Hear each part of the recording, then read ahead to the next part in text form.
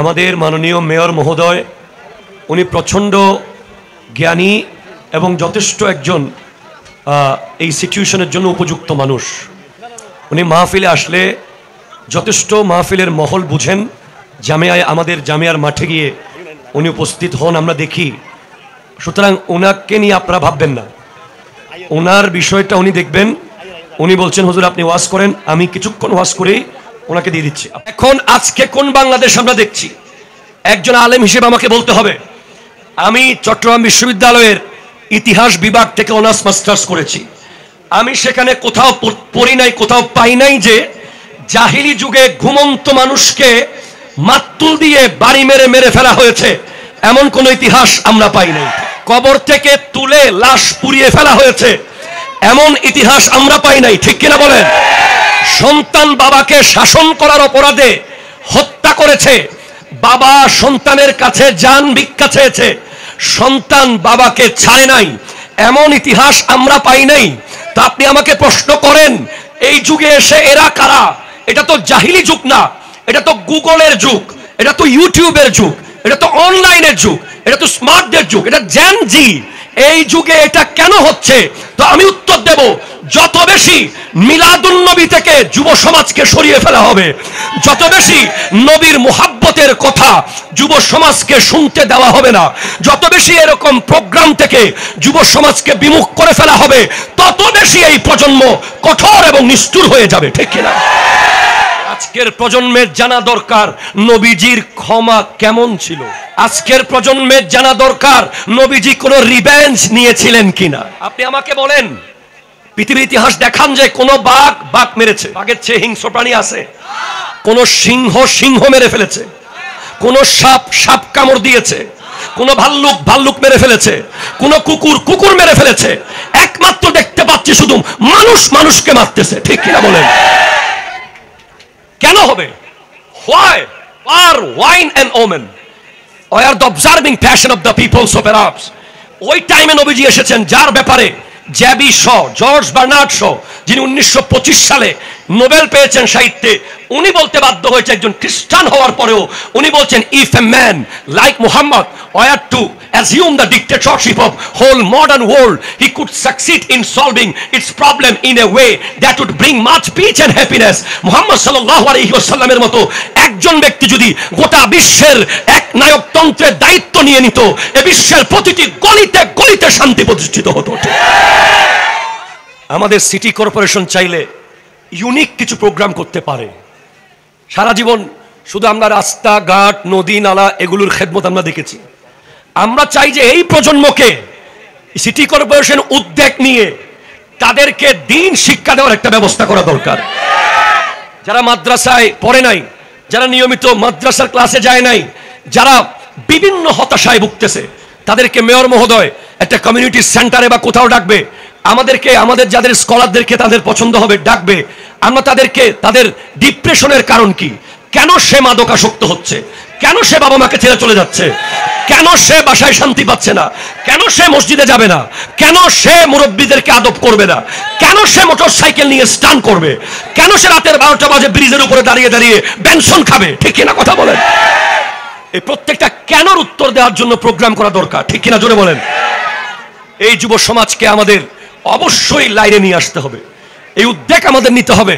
একটা মাহফিল এনাফ নয়, আমাদেরকে মোটিভেশনাল প্রোগ্রাম, তাদের মনের কথা শোনার জন্য চট্টগ্রাম সিটি কর্পোরেশনের পক্ষ থেকে উদ্যোগ নেওয়া হোক, তাদের ফেভারিট স্কলারকে ইনভাইট করা হোক, যুবকরা দাঁড়িয়ে প্রশ্ন করবে, তাকে কোরআন সুন্নাহ সম্মত আমরা জবাব দেব, এবং তাকে অবশ্যই কোরআন সুন্নাহ থেকে আমরা এমন ভাবে বুঝাবো যে সে অবশ্যই যেন অন্ধকার থেকে আলোর পথে চলে আসে। ঠিক কিনা বলেন?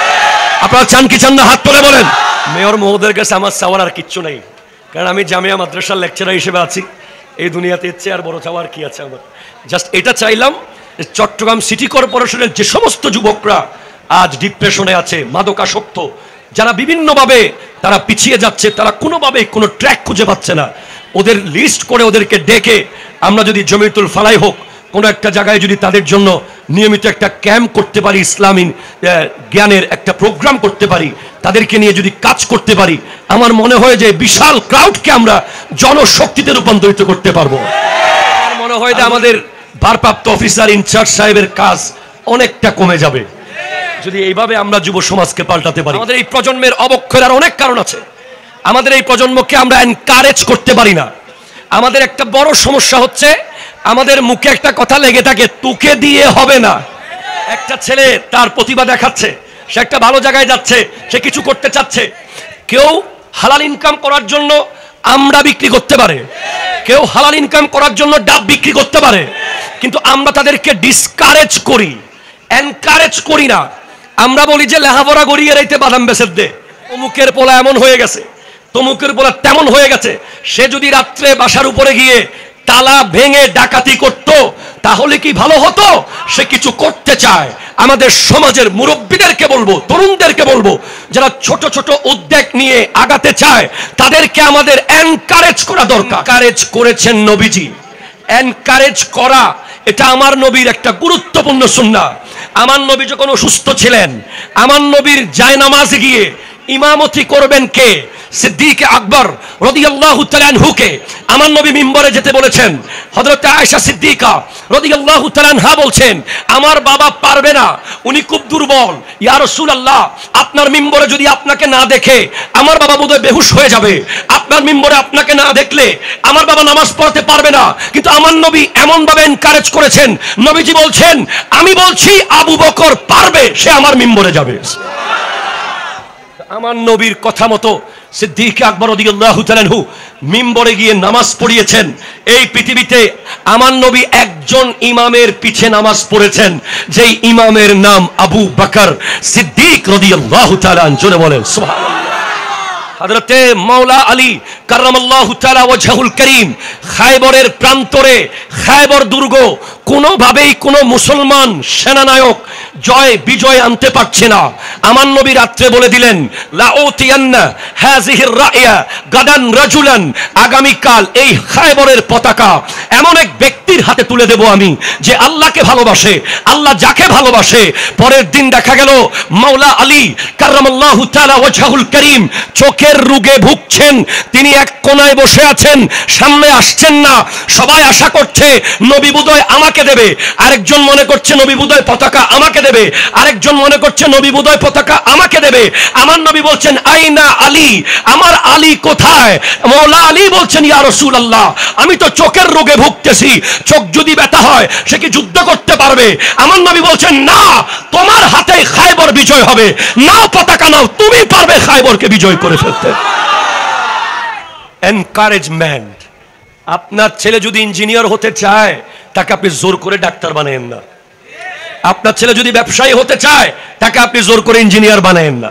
যুবকদের কথা শুনতে হবে, তাদের মনের কথা বুঝতে হবে, তাদের ভাষা বুঝতে হবে, তাদেরকে বুঝাতে হবে। এখন আমরা এই প্রজন্মকে নবীজির চেয়ে আপডেট কে ছিল, নবীজির চেয়ে স্মার্ট কে ছিল? আপনি নবীজির প্রত্যেকটা সুন্নতকে সায়েন্টিফিক্যালি যদি আপনি দেখেন, আমার নবীর প্রত্যেকটা সুন্নাহ, বিজ্ঞান যেখানে শেষ হয়েছে সেখান থেকে নবীজির সুন্নাহ শুরু হয়েছে। সুতরাং আমাদের দায়িত্ব হবে নবীজির জিন্দেগি, নবীজির জীবনী গ্রন্থ প্রত্যেক স্কুলে, সিটি কর্পোরেশনের আন্ডারে আপাতত যতটুকু পেলাম অতটুকু পর্যন্ত নিয়ে নিই। প্রত্যেক স্কুলে, প্রত্যেক কলেজে, প্রত্যেক ইউনিভার্সিটিতে, চট্টগ্রাম সিটি কর্পোরেশনের আন্ডারে যতগুলো স্কুল কলেজ আছে, প্রত্যেকটা স্কুল কলেজে ঈদে মিলাদুন নবীর প্রোগ্রাম বাধ্যগত করে দেওয়া দরকার। হাত তুলে বলেন ঠিক কিনা? আরো জোরে বলেন ঠিক কিনা বলেন। আল্লাহ বোঝার তৌফিক দান করুক। ওই প্রোগ্রামে নবীজির সুন্নাহ নিয়ে কথা হবে, নবীজির প্রেম নিয়ে কথা হবে, নবীজির মুহাব্বত নিয়ে কথা হবে। এই শক্ত পাথরের মতো হৃদয়কে গলাতে পারে একমাত্র নবীর মুহাব্বত। ঠিক কিনা কথা বলেন?